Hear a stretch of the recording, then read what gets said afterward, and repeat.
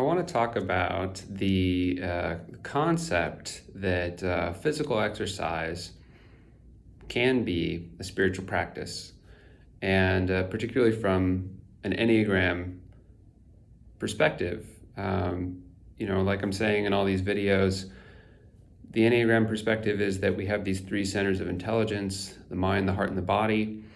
And our growth, our expansion, and our awakening has to do with working on all three of them.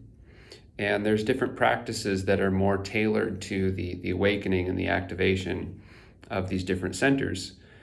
And of course, physical exercise is going to have the most to do with the center of our physicality, the belly, body center, the gut center, the center of our physical body, right? So what physical exercise does is really activate and awaken the body center, okay? This is particularly powerful for the Enneagram types that tend to get disconnected from the body center, and I'll mention a couple of them. It can benefit all the types, but there's a couple that come to mind. Fives, particularly because they can become so cerebral, their energy goes so much into the head. They have a pattern of becoming a disembodied mind, which is literally forgetting about their body. Like, it can be as extreme as, I forgot that I had a body, I don't have a body, I was just exploring concepts in the abstract realm. That can happen for fives, and they sort of leave their body behind, and their energy is totally up in their head. And then the physical exercise can be really game changing for them, because it brings that energy into their body, it activates and awakens their body. And then reliably, what we find is that they have this clarity. This clarity just happens to them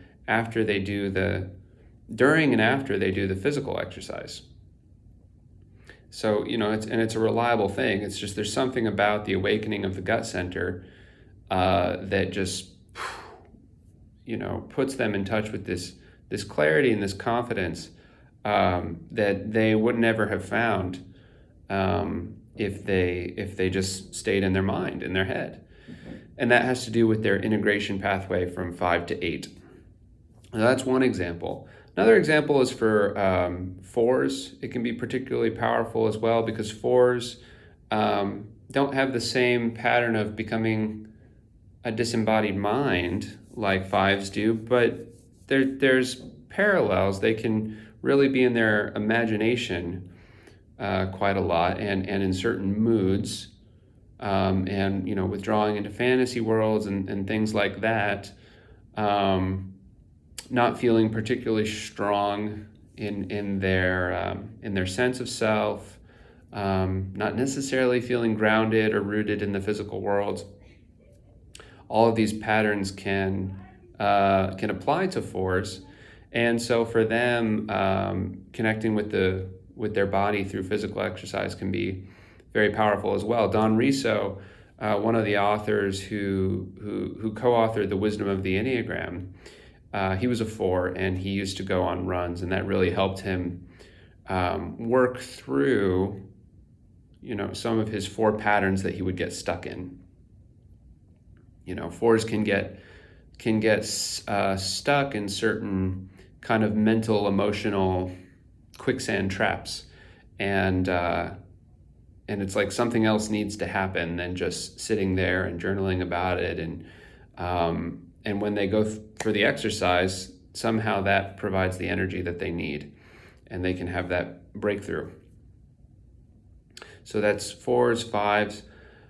Just a couple examples of types that it can be particularly powerful. 9s as well, because they deal with the inertia and the lethargy of the body being kind of dormant, and they're not really conscious in their body. 9 is the archetypal pattern of getting disconnected from our body and going into this lethargy, inertia, torpor. And so physical exercise awakens, stimulates the body, gets it going, gets our energy going and momentum going. That can be really powerful for 9. So there's one example from each of the centers. Another thing I'll mention with this is that different kinds of exercise can kind of give rise to different qualities in our experience. What I find is with running, if I go for a long run, that circulates all this energy. It's like it gets me in this flow because it's this continuous movement, this aerobic exercise. And when I get done, it's like the momentum of that kind of goes with me. And I feel like this flow of energy. I feel more fluid and more confident. Whereas if I do like a strength training, like a workout, picking up weights and putting them down, I find that puts me more in touch with the sense of strength, And I mean, literally picking up weights is exercising physical strength. But what I find is it also connects us with the kind of strength that's more associated with point 8, which is this sense of capability and capacity, like I can take on the world. That's a big project, or that's a big challenge, and we can tend to feel, I don't know if I can handle that, right? But when we're in touch with the strength, we look at it and we go, yeah, I can do it. It's big, but I can handle it. That's what the strength makes us feel like, and exercising our physical strength can help us get in touch with that quality. So that's another way that it can work.